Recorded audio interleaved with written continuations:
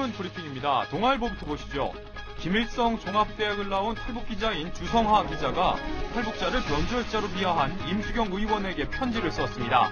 밀 입국해 김일성을 만나고도 국회의원까지 할 수 있는 대한민국의 민주주의와 인권 상황에 대해 어떻게 생각하는지 물었습니다.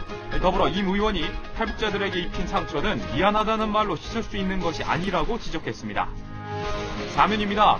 통합진보당의 종북 논란이 민주통합당에도 올라붙었습니다. 유력한 당대표 후보인 이해찬 의원이 북한 인권에 대한 문제 제기는 내정 간섭이며 외교적 결례라고 말한 것이 논란입니다. 이 의원은 또 북한을 전 세계가 다 국가로 인정하고 있다고도 말했습니다. 조선일보입니다. 지난 주말 미국, 유럽 증시가 급락한 충격이 고스란히 한국 등 아시아에도 전달되고 있습니다.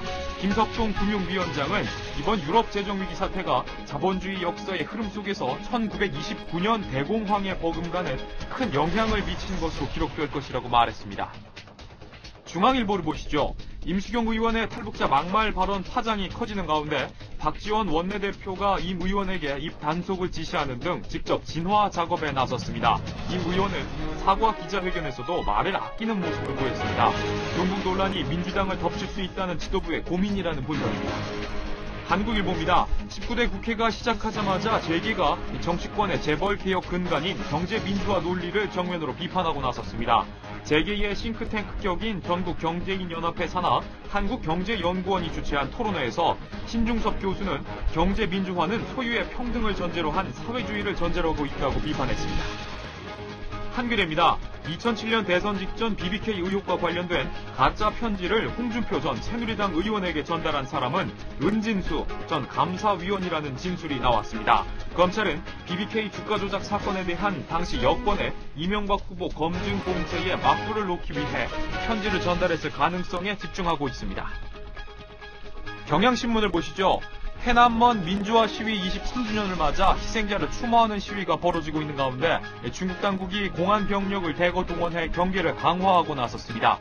당국은 해남먼 광장에서 관광객들에 대한 소지품 검사까지 실시하고 희생자 유족 감시에 나선 것으로 알려졌습니다.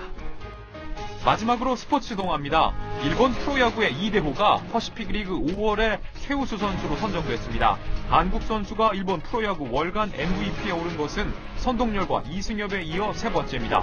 이대호는 5월 한 달 동안 타율 3할 2푼 1리, 8홈런 19타점을 기록했습니다. 지금까지 신문 브리핑이었습니다. 이제 각 신문에서 다양한 기사가 실렸는데 역시 오늘도 보니까 임수경 의원 막말 발언과 관련된 기사들이 많이 있습니다. 그런데 오늘 특징을 좀 보니까 그 탈북한 기자나 탈북한 주민 출신들의 그 기사나 기고나 그다음에 그 인터뷰를 한 기사가 좀 눈에 띄는 대목이 있습니다. 그러니까 동아일보 같은 경우는 김일성 대학 출신의 본보 동아일보 주성하 기자의 그 임수경 의원의 편지 형식의 칼럼을 좀 실은 게 좀 눈에 띄고요. 조선일보는 탈북자 박상학 씨가 임수경과 종북주의자라는 그런 인터뷰를 한 것이 눈에 띄고요. 그 중앙일보 같은 경우에는 막말 발언 피해자이죠. 탈북 대학생 박요셉 씨의 그 경험을 담은 그런 글을 싣고 있습니다. 그리고 두 번째로는 그 유럽 재정위기와 관련돼서 어제 전 세계에서 블랙먼데이 경제가 막 주식도 많이 떨어지고 이런 전세 현상이 있는데 이런 경제 쇼크와 관련된 기사들을 일면에 싣고 있습니다. 이 두 가지 문제는 한번 잠시 뒤에 이야기를 좀 나눠보겠습니다. 강수님보다 오늘 좀 사설이나 재밌는 기사들 좀 있나요? 네, 저는 오늘 사설 중에서 눈에 띄었던 사설은요, 한겨레 신문 사설입니다. 어저께자 신문에서는 거의 모든 신문이 임수경 의원의 발언을 다뤘었는데요. 그 한겨레하고 경향만 다루지 않았다가 오늘 한겨레는 머릿사설로 다뤘습니다. 한겨레는 임수경 의원에 대해서 굉장히 비판적으로 사설을 쓰고 있는데요. 제목은 임수경 의원 거칠의 사과로 넘어가선 안 된다라는 표현입니다. 그래서 재차 사과한 것에 대해서도 미흡하기 짝이 없다라는 표현을 쓰고 있고요.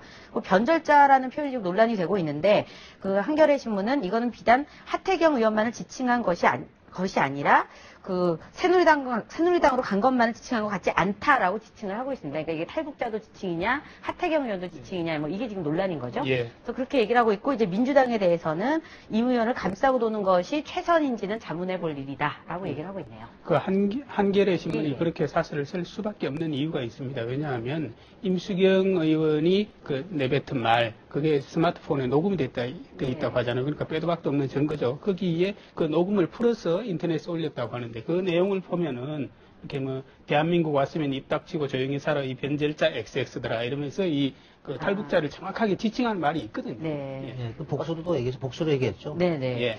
그 또 이거하고는 뭐 상관없이 컬럼도 이제 임의원 발언에 대해서 쓴 게 몇 개가 있었는데 그 중에서 제가 좀 재미있게 읽은 거는 중앙일보의 시시각각이라는 컬럼입니다. 이철원 논설위원이 썼는데요. 거기 보면은 뭐 재밌는 대목이 뭐였냐면 개인적으로 임수경 의원하고 아는 사이인지 모르겠는데 표현에서 임수경 의원이 주사파는 아닌지 몰라도 주사는 좀 있다. 이런 표현을 컬럼에서 썼더라고요. 근데 술 이제 먹은 상태에서 이제 얘기를 했는데 이면은 좀 약간 섭섭하겠어요. 예, 그래서 뭐 취중 진담이라는 의혹도 있을 수 있는데 어쨌든 탈북자들이 서운하지 않게 더 엎드려서 사과를 해야 한다 이렇게 조언을 하고 있습니다.